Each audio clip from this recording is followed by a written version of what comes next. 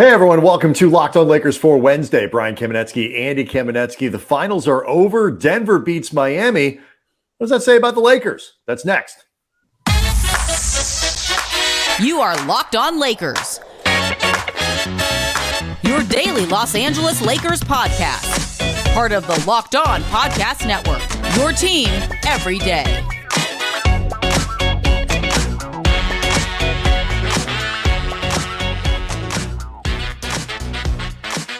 Thanks to everyone for making Locked On Lakers your first listen of every day, Monday through Friday, no matter how or where you get your podcast. It's always going to be free. It is never going to be behind a paywall. And Locked On Lakers on YouTube is where you can go hang out with over 17,000 subscribers to the channel who are participating. We actually have a couple comments from the YouTube channel that we'll be getting to today. You see the rundown over here on the right side of your screen if you're watching on YouTube. But we'll get into the finals, as I mentioned in the open, talk about keeping or trading the pick. Some reaction to a couple of the shows that we've gotten with comments from YouTube. And if we get a chance, we'll get into a potential LeBron James rest plan that was thrown out by another listener / follower of us on Twitter at Cam Brothers. So let's start here, though, Andy. We had a whole show, not a whole show, but a lot of a show before the finals started, wondering what it might say about the Lakers, what we could learn from the Lakers based on the results of this series, Denver versus Miami. The series is over. It wasn't a sweep, but it was damn close. Denver controlled as they did against the Lakers. So how does this fit into what you were thinking going in? Well, I mean, the thought that I had was that if Denver dispatched Miami with relative ease, that it would reflect well on the Lakers in terms of their relative competitive standing, both against Denver, but also against the rest of the league. Mm-hmm. And I feel like my original contention was borne out pretty well in terms of the Lakers' credibility. Like, the Lakers got swept, but the losses were by 24 total points over 4 games. So an average of 6-point losses, basically competitive, but controlled. Right, and one of those was bigger than the other 3. So right, they had one double-digit loss, but in total, 24 points. And the series was controlled by Denver. They were the better team, but the Lakers were competitive. They had opportunities to win 3 of the 4 games, but ultimately their margin for error was lower as the lesser team. But like I said, only one double-digit loss. Compare that to, say, Phoenix. Denver needed 6 games to take them out, but the 4 Phoenix losses were by an average of 17 points. All 4 were by double digits. 1 was by 25. The 2 wins that they managed to get, the first one, 76 combined points from Devin Booker and Kevin Durant. KD, 39 points of 12-31 shooting, 14 of 16 at the line, plus 9 rebounds, 8 assists. Booker, 47 points on 20 of 25 shooting, 6 rebounds, 9 assists. The second win, 72 combined points from Booker and Durant. Durant, 36 points, 11 of 19 from the field, 12 of 13 from the line, 11 rebounds, 6 assists. Booker, 14 of 18 from the field for 32 points, plus 6 rebounds, 12 assists. Despite that insane production, neither win that Phoenix had over Denver was by double digits. So in other words, it took their superstars performing like absolute supernovas in order to win semi-comfortably by single digits. And then Miami won 1 game against Denver by 3 points.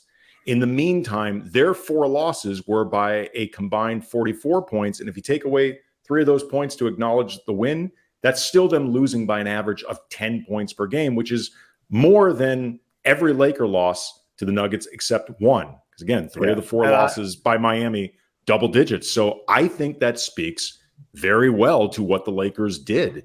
Yeah, I mean, just my comment about that win. I mean, look, Denver dominated that series in the same way. Like, that win, Eric Spoelstra is not sweepable. Like, he is technically sweepable, but sweeping a SPO team is hard. You know, especially one that plays as hard as Miami does and is as well coached. And like, that is not easy to do. And I think the big thing is, you know, in the Eastern Conference, Celtics, the Sixers, Milwaukee, who went out in the first freaking round of those guys. Like, I mean, there's context to it. Giannis missed half the series. Sure. And that's what I'm getting to. There are all kinds of people who don't believe that Miami was really the best team in the Eastern Conference. They were the hottest team at the right time. They were, not fully healthy as Tyler Hero was hurt, but for part of it, but overall just kind of got hot at the right time. And Jimmy Butler was fantastic. And suddenly Duncan Robinson was good again. Like all of these things kind of Adebayo was very good for most of the finals. He's just a good player. And Lowry Miami was very good in the playoffs. Yeah, and Miami was just sort of probably a little better than they were in the regular. That's always a team that felt like kind of like the Lakers, that if they ever got it together, they were a little more capable than what their records showed. But I think the most instructive thing is the Western Conference after Denver, because whether Denver needed 5 games, 6 games, or like this turned into a shocking 7-game series or something, I still think it means that the Lakers have a pretty decent sized gap to make up on Denver. But what I really think it says is that the rest of the league, like you talked about, the Lakers are legitimately in there somewhere. Because I don't know what all these teams are going to look like, the next group, but I feel like the Lakers are right there legitimately, and that was shown by the way the playoffs played out with the Lakers in it and when they were eliminated. Yeah, I mean, especially too when you take into account what the Lakers managed to do, really making things up as they went over 2.5 months on the fly. Yep. Because they put all these new pieces together. LeBron was absent for a lot of it. They didn't even get the opportunity to really attempt to use Mo Bamba. And no matter what you think of Bamba as a player, he is somebody that they wanted to try to do something with. They didn't trade for him to be in street clothes for 30 games or whatever it was. No, they were. You could see it. I mean, when they first brought in Bamba, they gave him Wenyen Gabriel's minutes right off the bat, even though Gabriel had done nothing to lose a spot in the rotation. It was, we want to have this guy on the floor, and then he got hurt, and playing him became just an impractical thing. But this is something a lot of players, but particularly DAngelo Russell, used to stress a lot. I think if we had a full training camp with the core of this team together, and then knock on wood, some good health over the course of a season, we could be pretty dangerous. If nothing else, that doesn't seem Pollyanna to me. And you talk about like, if you run it back, if you do it so there are questions around the Lakers. Obviously, LeBron's health, Anthony Davis's health. Like, is LeBron going to need offseason surgery? Will he tell us if he even has it? When will he tell us if he has it? And all of those things. Who is the LeBron James of feet? I want to learn who this doctor is. I mean, I would get on a plane. Sounds like Dennis Schroeder knew. Yeah. And Schroeder's so, like the town crier when it comes to LeBron's health business and putting it out on the street. I just want to, and I want to know what I now want to know, by NBA standards, who is the LeBron James of every different body part that gets hurt across the league. I want the operation map, like the guy from Operation with the red nose that lights up and you hit it. I want each part of that guy's body labeled with the LeBron James of that body part, because that would be really fascinating. But every team has those questions. Like, is the Lakers, are they going to bring it back together? And if they do, if they can maintain that depth, can they still keep their guys healthy? It's almost the exact same situation with the Clippers. Can they keep those two guys healthy enough to play? Because it hasn't worked to this point. But if it did, if you got Kawhi and Paul George and that supporting cast and that coaching staff into a playoffs healthy, they could win. I don't think there's any question. Phoenix has 2 incredibly good players, as demonstrated in the Denver series at the top, but they have massive questions to fill out, to think about with the rest of the roster, and limited means to do it. So, we're going to learn soon Memphis how many games Ja going to end up missing. Yeah. That could do a lot to derail their season. There was the rumors that is New Orleans going to trade Zion to try to move up to 3, like all kind. So, and by the way, no, not acquiring Zion. No, but maybe Brandon Ingram could. Maybe Brandon Ingram, but I am not trading for Zion Williams. No, but if Ingram goes to Portland and they retain Jeremy Grant, and they have a little bit more infrastructure, that could be a very, very good team. So we just don't know. But what I do think we can tell is that the Western Conference is going to be very fluid up until we get into the regular season. Through free agency, we'll learn a lot more. And I suspect it will not be as cooperative, but there's no reason to believe that the Lakers can't be right there, particularly, Andy, if they are able to trade the pick for an outstanding player, or should they keep the pick? That was the debate that Andy provided on the podcast page today, also on Twitter. We'll also read some, as Letterman used to call it, viewer mail. All that coming up next. Locked on Lakers is brought to you by PrizePicks, and Laker fans, if you haven't signed up for PrizePicks yet, you are missing out on daily fantasy made easy. PrizePicks has the best DFS prop game on the market. They offer more props than any other DFS prop operator. They offer the superstar players. They offer the bench players. Just pick 2 to 6 players and predict whether they will notch more or less in their PrizePicks stats projections, and you can win up to 25 times your money. And PrizePicks offers projections on everything from MLB to WNBA to golf to even cricket. Use the award-winning app on both the App Store and Google Play. Entries can be made in 60 seconds or less. Safe, fast withdrawals. Download the PrizePicks app. Go to prizepicks.com. Sign up. Play daily fantasy sports. First-time users can receive a 100% instant deposit match up to $100 using the promo code Locked On. Again, don't forget to enter the promo code Locked On at the sign up for the instant match. If you're not playing PrizePicks, you don't know what you're missing. Before we get to this question about the pick, this comment from Schmidtke Originals on the Locked On Lakers YouTube page. Could you please address how acquiring a physical stretch big would return the basketball to the basketball philosophy that won LA the chip in 2019? Brook Lopez is the perfect fit. Would you sacrifice D'Lo for him, keeping Schroeder because Ham loves him and doubling down on defense? Goes on to talk about how AD is a small ball 4, like all this stuff, like, getting back to that, you have a stretch 5, those guys go back and forth. It would essentially be with Brook Lopez repeating the Marc Gasol formula with a better player.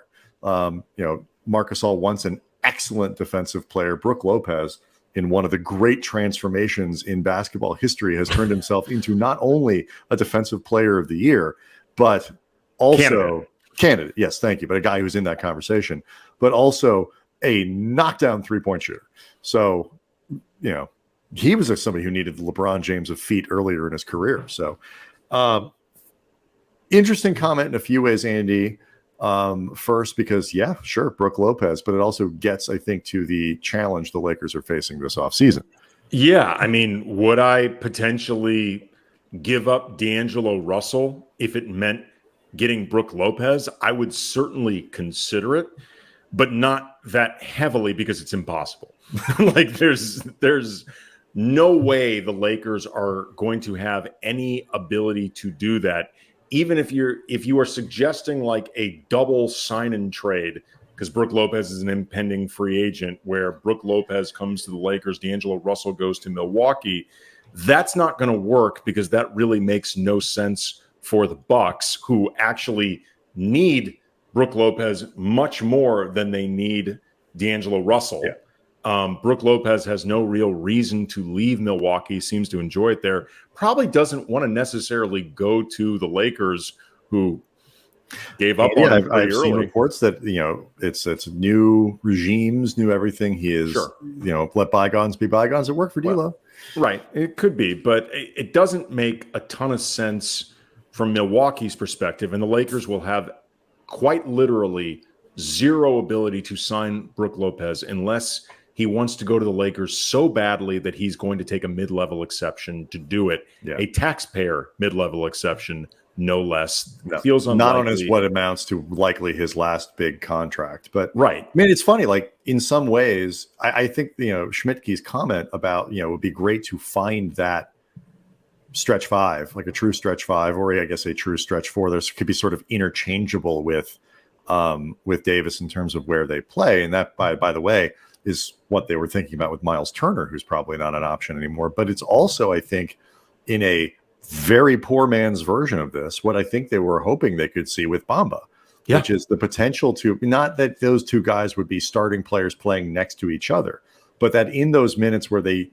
they might be able to share the floor a little bit because Bamba is capable of stepping out and hitting a 3. He's not He's not the 3-point shooter or the defender that Lopez is, but the concept. Certainly not the physical same. presence that Brook Lopez is. Not even close. No, he's probably not as funny either, but that's not necessarily his fault. And we don't know that for sure because we haven't heard him interviewed as much. The bigger issue, though, is just the reinforcement, and the everydayers hear us talk about this and will continue to.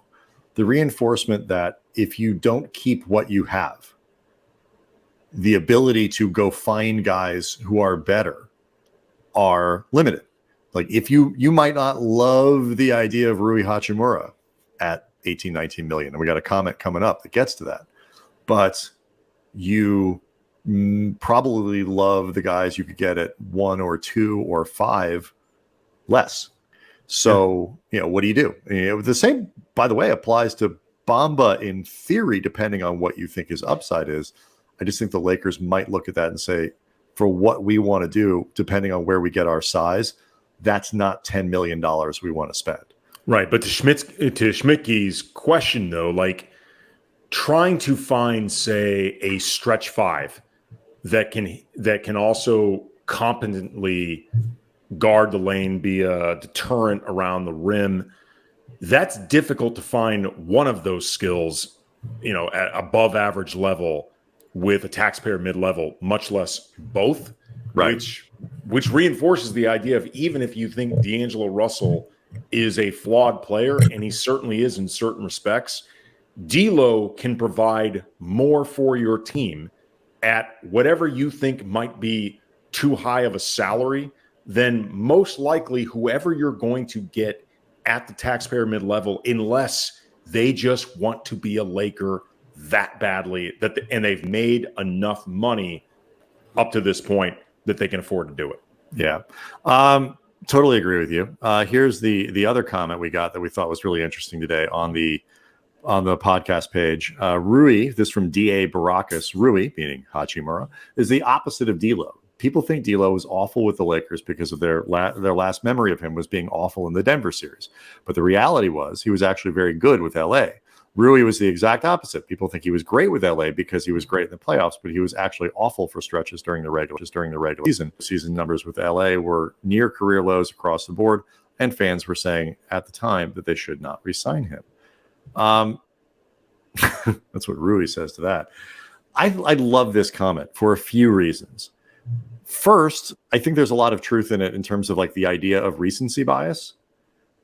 Rui's most recent memories are better than D'Lo's, and I think that makes a difference, particularly people who weren't paying attention to Hachimura as closely during the year. But it also, it's a pretty strong evaluation of D'Lo's performance and a pretty negative evaluation of Rui's, and I know you certainly don't agree with the latter. I don't think it's accurate. Right, that's what I'm saying. If you go through Rui's splits once he joined the Lakers, it was basically his February that was not very effective or efficient. Some of his numbers beyond that, which went up a lot more, his counting stats may not have been great, but there were some games where he only took 3 or 4 shots, or he only played 11, 13 minutes. There's only so much he's going to do during those stretches if you give him that type of playing time, which, if you will recall, I was consistently saying, no, you were on Darvin board. Needs to play him more. So I do not agree with the idea that Rui was anywhere close to more often bad than good during the regular season with the Lakers. If anything, I don't think he played enough. Was he as productive as he was in the postseason? No, but I also thought there were stretches in the postseason where he was given more to do. He also found a matchup, particularly against Memphis, but I think in certain respects against Denver, that played well to what he did. He also got more time with LeBron, and I think he plays very well off LeBron. Mm-hmm. So that's helpful for Rui, but also helpful for the Lakers. It's going to be fascinating to see. Let's assume that they bring him back, because I do think they will. I think they will. Short of something just totally crazy, will match any reasonable offer for Hachimura. I think actually, despite the chit chat, I think there's actually a decent chance they bring back Russell as well. But so much of what Russell gets graded on is the fact that he's coming off as a $31 million guy or whatever his contract is, and is expected to be a $20 million guy at the least in his next deal. He's seen as somewhere in there.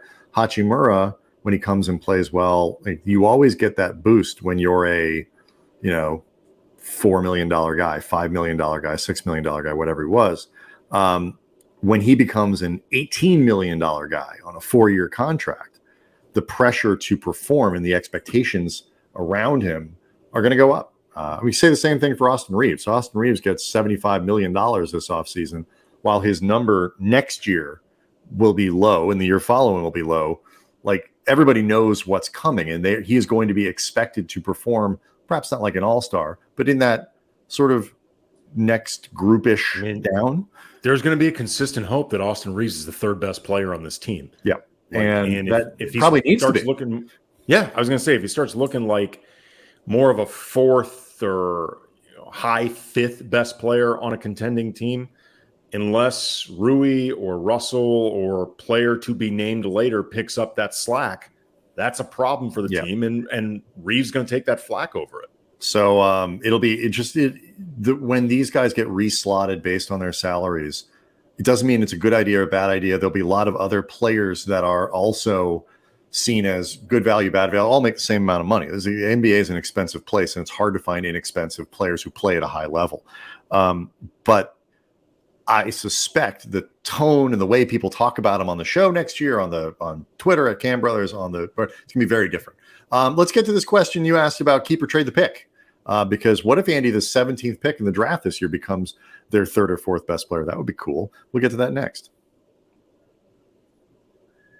So you put up a poll, Andy, asking people. We did that draft show with Rafael Barlow. We got another one coming up next week with Mike Garcia. Everybody knows him. Follow him on Twitter at Canyon Driver. The real Lakers insider focuses on the Lakers and their draft needs. So that's something to look forward to next week. After that show, though, we talked about that split between keeping the pick and developing the talent, trying to add some depth, or potentially packaging it and seeing what you could get in return. You put up a poll. What were the results? That it is pretty split. Almost down the middle as far as the Laker fans following us on Twitter or in the YouTube section for the Locked On Lakers community.